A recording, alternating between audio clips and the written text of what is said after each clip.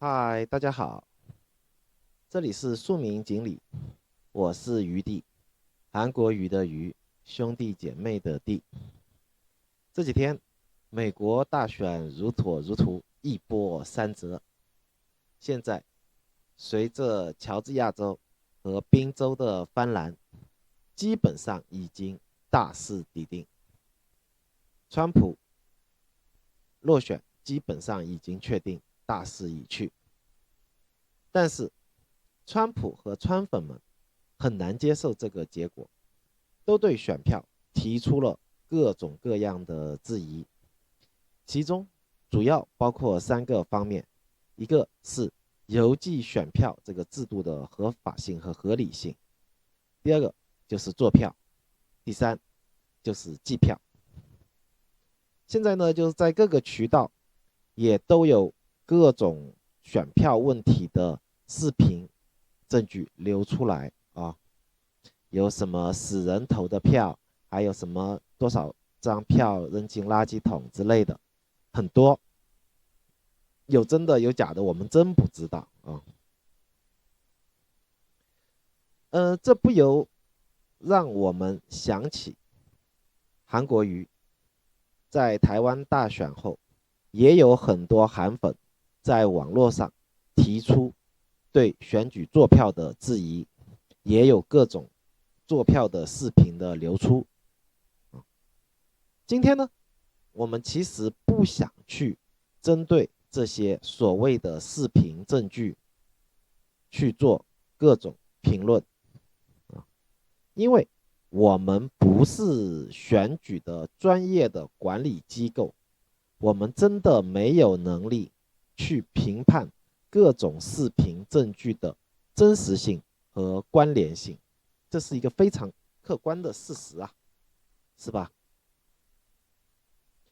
因为这个东西必须是专业的，有各种技术去分析的，而不是我们凭着我们的肉眼和我们的想象去说，哎，这个是真的或者假的。这里还有2个问题是什么呢？一个叫真实性啊，一个叫关联性。也就是说，首先要评判的一点是，这个证据它是不是真的，是经过剪辑的，还是各种的抠图、各种操弄把它做出来的，这是一个真实性的问题。第二个问题呢，叫做关联性，也就是说，这个视频可能是，就是说评判出来是真实的，但是呢，它跟这次选举或者叫做票有没有直接的关联？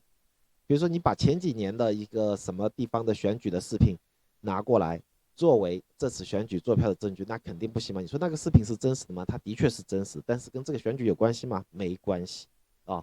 这是一个非常基础的法律的常识的问题啊，所以我们没有能力去做这个评判啊。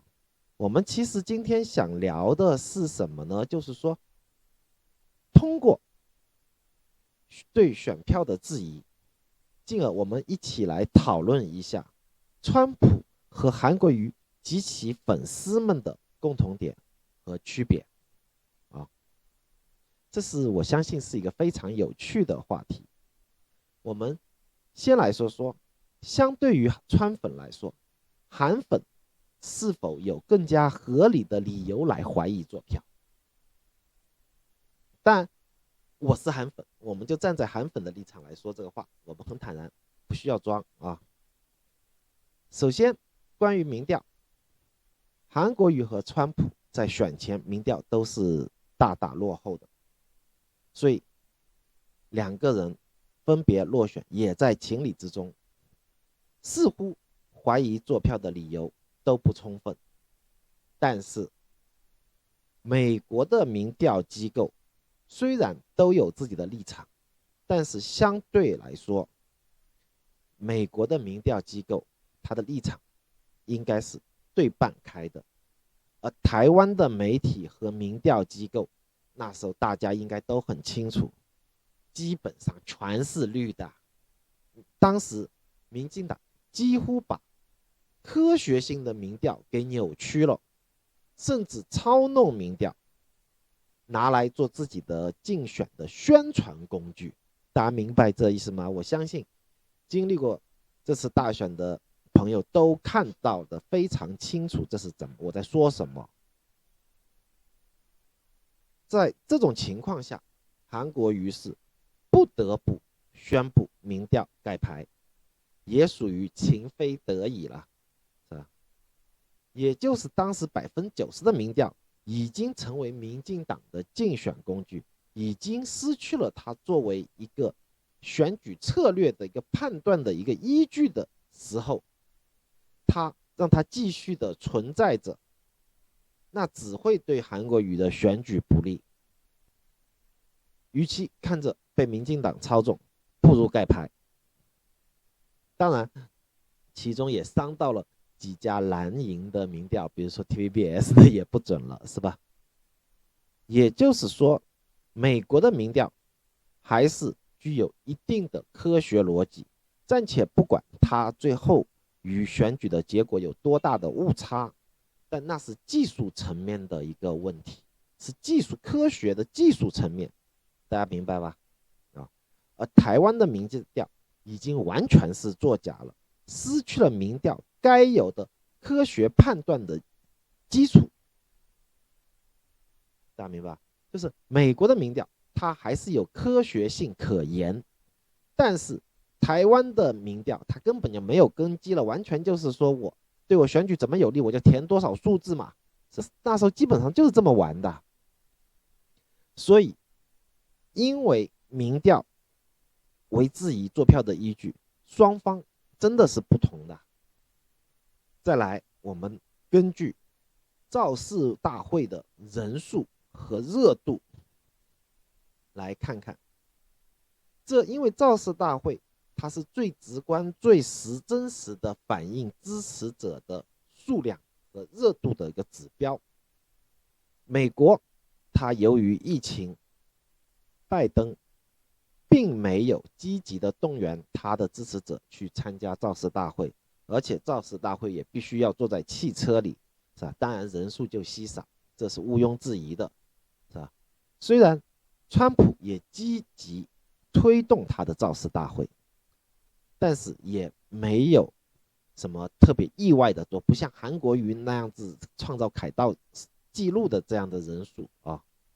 更何况那次他被抖音这么稍微的玩了一把，是吧？搅和了一下，他的人数就少得可怜了，是吧？这是事实，对吧？我们只说事实啊。我们再来看看韩国瑜和蔡英文的造势大会，相信有眼睛，只要你有眼睛，你没脑子都行啦，是吧？有眼睛的人都看得出来哪边人多啊，哪边人少吧？哪边的人更有热度，更有热情，是吧？韩国瑜的那一场选前的凯道的造势大会，几乎破了凯道的记录啊！现在很少人去谈这场造势大会，但是作为余弟我来说，真的很怀念这场造势大会，真的是人气超高，非常的精彩。所以，不论选后绿营的，或者说和所谓的专家名嘴，他们怎么去解释这个关系，我余弟怎么都无法相信韩国瑜总数会输掉200多万票。台北、新北这样的传统的蓝营票仓，居然韩国瑜会输给蔡英文。也就是说，当时凯道是在台北嘛，对吧？反正新北过去也很近，是吧？应该就是台北和新北的人过去吧？你说啊，南部的人没有上，跟他没关也好 ，OK， 南部你票多 ，OK， 没问题。但是你台北、新北怎么会输呢？我们就想问几个问题啊？难道凯道上支持韩国瑜的人，难道都是绿营装扮进来的吗？难道台北、新北的韩国瑜的支持者全部去了凯道吗？就是100%的去了凯道了吗？然后剩下来的没去的人都是支持蔡英文，票投给蔡英文的吗？啊，因为凯道上的人他是活生生的啊，真真实实的一个人，一个人有一张票的人啊，怎么他就转化成选票的数据啊，还不是转化成选票，就转化成选票的数据了之后，他就这么少了呢？这完全不符合逻辑啊！而且我们暂且不论最后输赢，就这么大差距的得票数200多万呐、比上一次朱立伦好一点之外，真的很难看啊，是吧？怎么也不合常理啊！这也就是韩粉质疑做票的最重要的理由。这个理由是完全合理的，因为这个矛盾的存在，我相信任何正常人内心都会浮出一个大大的问号：到底怎么回事？到底怎么回事？你说最后韩国瑜输个几十万票，说实话，那完全是合理的，因为有那个反香港反送中或者怎么样，是吧？这是大家完全可以理解的。就算你蔡英文有这么多人的支持吧，是吧？为什么2场同样的凯道的造势大会会差别这么大？然后最后的选票反映出来是完全反着的啊！谁不怀疑？正常的人都会怀疑啊，都会有个问号的，只是说是否有证据的问题啊，是吧？我只是说怀疑啊，我不是说这个真的就是造假啊，我没有证据啊。虽然他们川粉也好，韩粉也好都有怀疑，但是这个是有本质上的区别的。一个叫做无理取闹，韩国瑜这个是韩粉完全是有依据的，正常的人心里都会冒出这个问号的。然后比如说在网络上说什么话或什么，那完全是个人行为，是吧？好，我们接下来就来聊聊为什么这几天会有这么多的人又把韩国瑜跟川普做关联，好像他们俩的确有很多相像的地方啊，比如支持者都是那么狂热啊。我在之前的视频里我们就说过了，作为一个政治人物，能让自己的支持者激动也好，热烈的支持也好，也就是煽动力了，是吧？这是一个政治人物非常难能可贵的能力啊，也是非常稀缺的优势。包括前几天说的赵少康也好，陈水扁也好，都是具备这种能力和优势的人啊。这是构成，就这种煽动力是构成民粹的一个基础条件，但不是擅长煽动群众的就是搞民粹。大家这2点要搞清楚哦。可能表象上啊，这些支持者都很疯狂，都很热情或怎么样，这就是民粹了吗？那是对民粹了解的太肤浅了吧。但是搞民粹的他们的支持者的确都是很热情很疯狂的，疯狂到没有是非，不辨黑白了啊。只有擅长利用这种选民被煽动的情绪去进行各种欺骗，以获取自己的政治利益的，这才能称之为民粹。也就是支持者是非不分，对他们进行洗脑，用政治正确，用所谓的政治正确来压倒每个人其他的是非黑白的判断的能力，也就是用政治正确这个大旗来压倒了每一个支持者内心当中最本能的一个是非黑白的判断力啊，这才是真正的民粹。然后我们再看，把韩国瑜和川普做比较，川普有欺骗选民吗？当然有啊，要不然昨天3个电视台也不会切断他直接的直播，是吧？推特也不会封他的账号。我们暂且不说这个3个电视台他们背后的老板他们的立场是什么吧，是吧？至少他这么做的理由完全是光明正大的，没有任点龌龊的。而且在余弟我看来，那就是对新闻操守的一种坚持啊，包括推特也一样，是吧？我们再看看韩国瑜有欺骗他的支持者，除了韩国瑜大家的印象当中啦，韩国瑜除了说话直接一点，口吻更加庶民化之外，好像真没有什么欺骗选民或者造谣的东西，是吧？目前好像真没发现他为了自己的政治利益而欺骗选民的事情，是吧？现在法院告他的是吧？像这几天3例告他，告韩国瑜骂他2例，最后是吧？韩国瑜赢了，然后骂苹果日报，骂黎智英的是吧？有错吗？现在全世界就是黎智英，苹果日报现在丢人丢到美国去了，全世界都知道苹果日报在造假，在抹黑呀，是吧？韩国瑜骂的完全正确啊，这就是一个非常本质的一个区别，希望大家能够明白什么叫民粹。韩国瑜绝对不是一个民粹，川普就是民粹。我们再来看，即使韩国瑜大选落选，但韩国瑜本人哦，我们说韩国瑜本人哦，还是非常坦然的接受了这个结果，对吧？这是事实吧？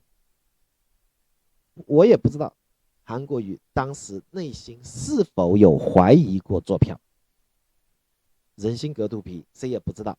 但是他就是没有公开对支持者发表任何质疑选票的言论，他没有说这样的话。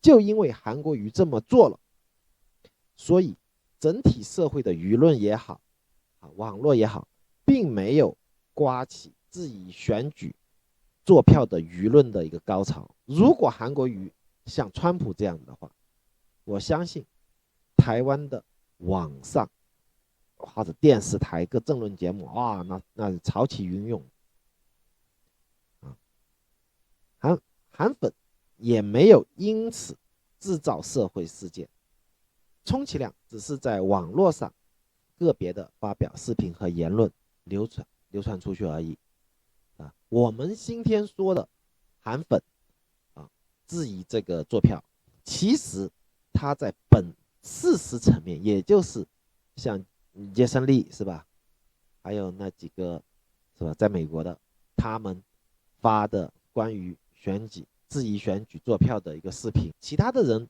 也只是放在肚子里，并没有怎么大声的说出来，更不要说什么蓝营的名嘴啊或怎么样，我们并没有几个人说出这个话，虽然大家心里都有这个疙瘩啊。而我们反观川普，这几天他恨不得利用所有机会对他的支持者喊话，不管是推特也好，电视直播也好，所以被切断、被删除啊。然后川普他就是在发动他的支持者去挑起事端，不管是在网上的也好，还是在现实当中的包围那个点票站也好，包围什么也好啊，包括跟拜登的支持者发生冲突也好啊，这些他的目的是什么目的？就是为他即将到来的他的赖皮去做背书和支撑。他就是让这些支持者出来，让世界看到啊，我川普还有这么多支持者，你要真的敢对我怎么样，真的敢对我把我赶出白宫或怎么样，我就会支持我的支持者，这怎么样制造社会动乱，以此来威胁，这就是典型的赖皮嘛，对吧？我们通过这两个比较，可以非常清楚的看到，韩国瑜和川普在民主素养和风度上的非常大的一个区别。余弟我今天特意就这个问题来给大家做一个讨论的解释。至少在余弟我自己认为，韩国瑜根本就不是民粹。韩粉虽然是钢铁韩粉，虽然台中那一场这么大的滂沱大雨，这么泥泞的土地，是吧？这么多粉丝还是到场去支持韩国瑜，包括像凯道那一场创纪录的一个造势大会，这种坚强也好，钢铁韩粉，是吧？这么高的热度，不是因为韩国瑜他用什么谎言去煽动群众的情绪，而是庶民心中真的有那么多的积怨，对民进党的不满，对蔡英文的不满，所以才是真实的把这些人给激发出来了。其实很多的韩粉以前都是民进党的支持者，是吧？为什么他们会成为钢铁韩粉？这个钢铁的硬度，这个热情的热度有多高有多硬，其实不是韩国瑜他有发动多少的一个演讲，或者说多么庶民的话来决定的。这个决定权是在执政者蔡英文的手里，你做的有多烂，那韩粉就有多么钢铁，有多么热情。这样明白吗？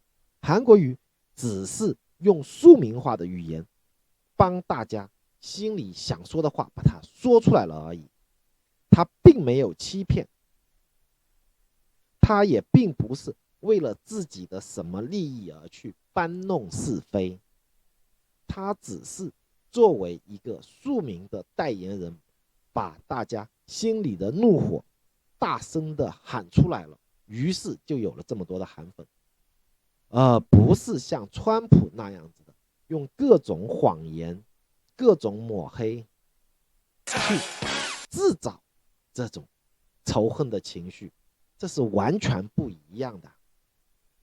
当然，像川普的阵营里面，是吧？有班农，有郭文贵，是吧？有黎智英，这些都被各种事件证明在撒谎的人，或者是无德的人，这才叫真正的乌合之众了，是吧？我们看到韩国瑜的团队是完全是为民做事、理性的团队。我们就说韩国瑜的公关团队吧，不管是潘恒旭也好，还是王浅秋也好，还是郑兆兴也好，还是何庭欢也好，都是让大家看到非常有温度的人，都是会去给大家制造欢乐、制造爱的一种东西的正能量的一种传递，而不是制造仇恨的一种东西。大家明白这意思吗？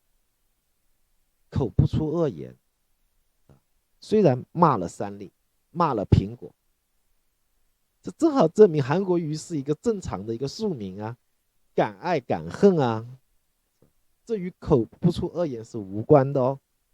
所以韩国瑜和川普真的不一样，韩粉和川粉也真的不一样。那个三立又在制造说去 AIT 刷版洗版的都是韩粉，真的是要让所有的韩粉要晕过去哦，这样的谣言都能编得出来啊！所以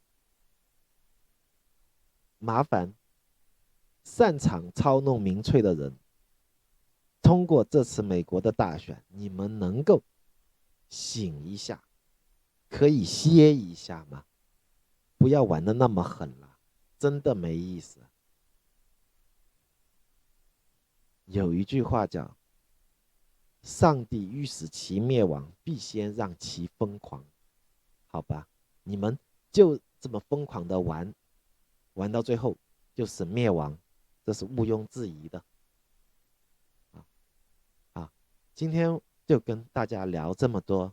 如果你觉得我说的还比较中肯，还喜欢的话，那就点个赞，订阅一下我们庶民锦鲤，好吧？再见。